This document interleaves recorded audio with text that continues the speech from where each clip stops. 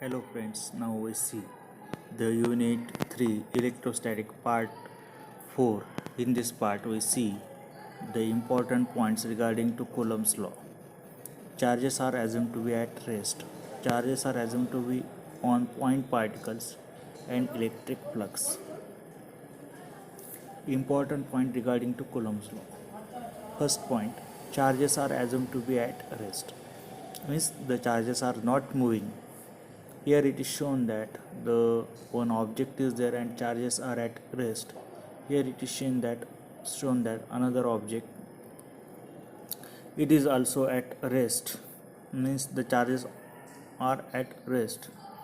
When charges are is in motion, they also produce and experience magnetic force.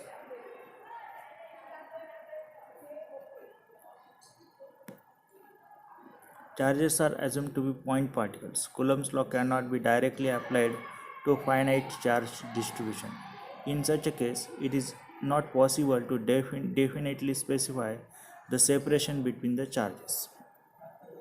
When the charge is distributed uniformly over a spherical surface, the force on a point charge outside the surface may be computed from Coulomb's law by treating the charge on the sphere as if it is were concentrated at the center.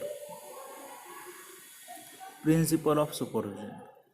Here we consider that the different charge Q1, Q2, Q3, Q4.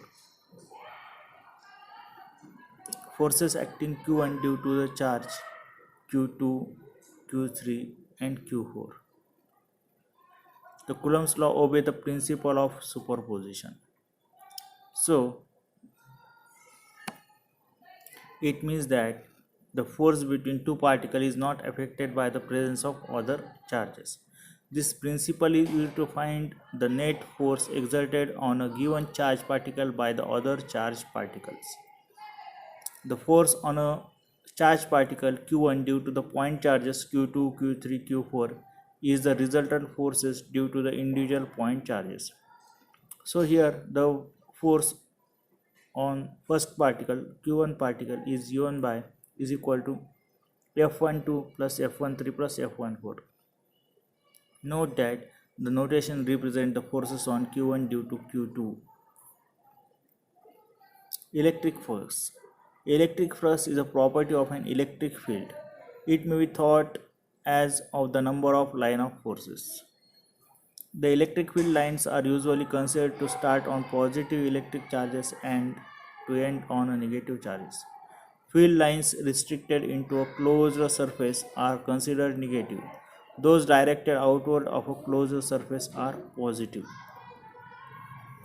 If there is no given net charge within a given closed surface, then every field line directed into a given surface continues through the interior and it is usually directed outward elsewhere on the surface.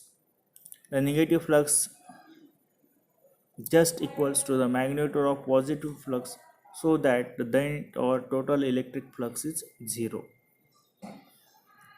If a net charge is contained inside a closed surface, the total flux through the surface is proportional to the enclosed charge, positive if it is positive, negative if it is negative.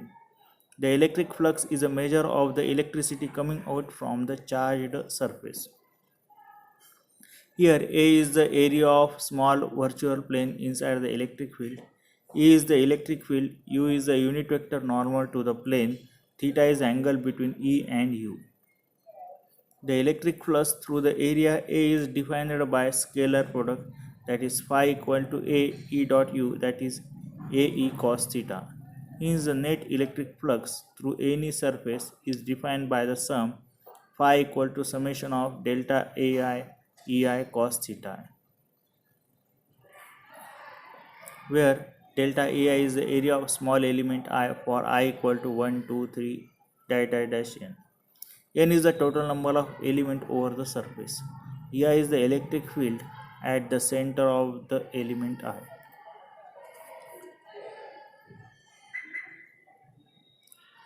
Theta is the angle between Q1 and the normal to the plane of the element I. The electric exact value of net electric flux over a surface with area A is calculated by surface integral phi equal to integration over a closed surface A into dA.